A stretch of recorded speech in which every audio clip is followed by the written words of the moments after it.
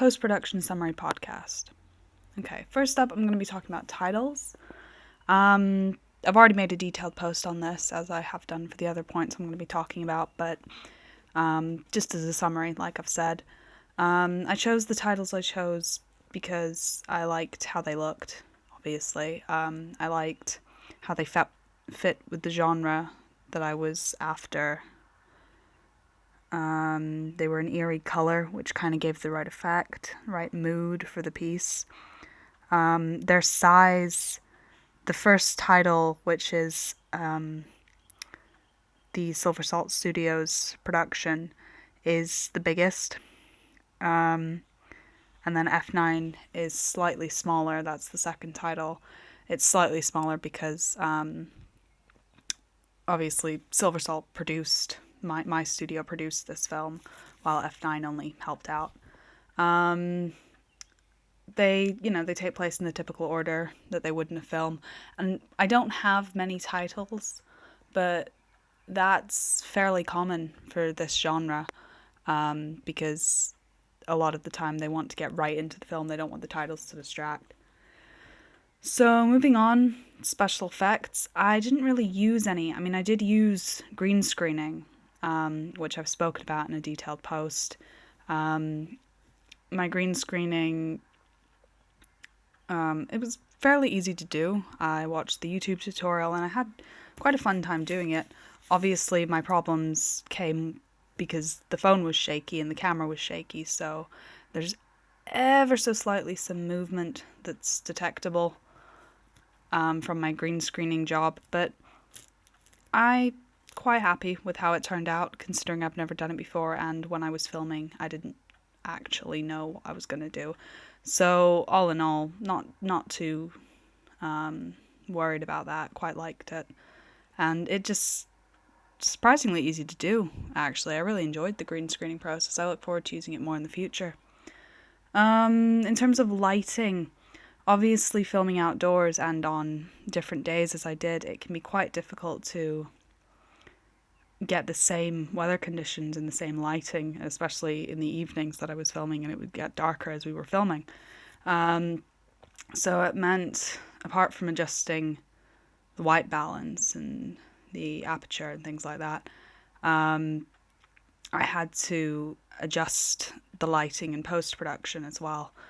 Just kind of make it look more evened out, more natural. That took a bit of time, but in the end I think it turned out well. I did use a special effects filter on the monster point of view shots,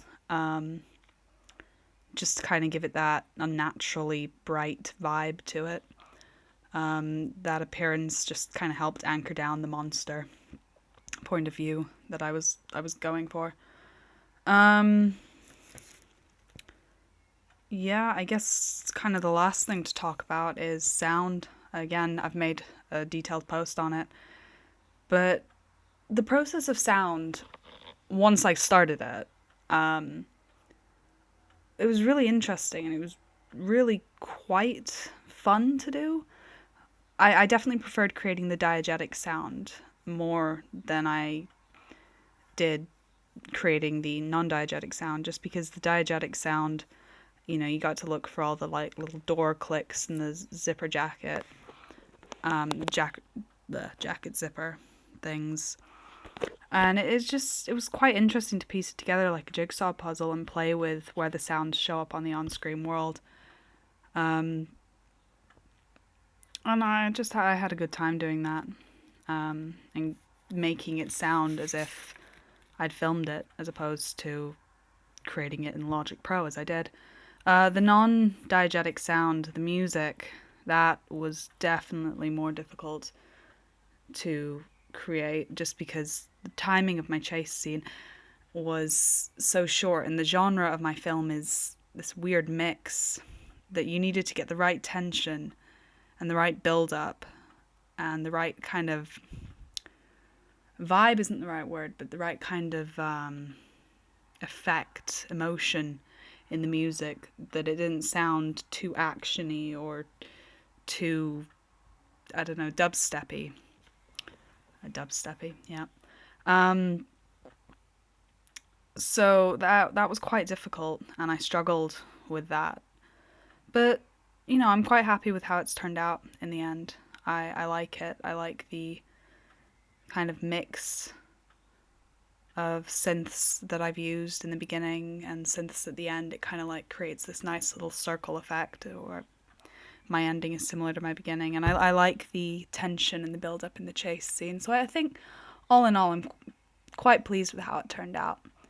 I've said in my post that I do feel slightly defeated that I wasn't able to compose all of the music myself, but I think the thing about this project is I took it on entirely alone. And while I've had the help of my teacher and I've had the help of my classmate Charles, it's been an immense amount of work, and I've loved it. I've loved doing it. It's been great, but I think at the end of the day, you get to the point where you're just like, okay, let's not make unnecessary work for myself here. So maybe next time I'll create all the music myself, but for this time I'm quite happy to use this copyright free sound and re-edit it and fix it up so it fits with my piece. Well, I think that's everything to cover in the post-production summary. So, signing off.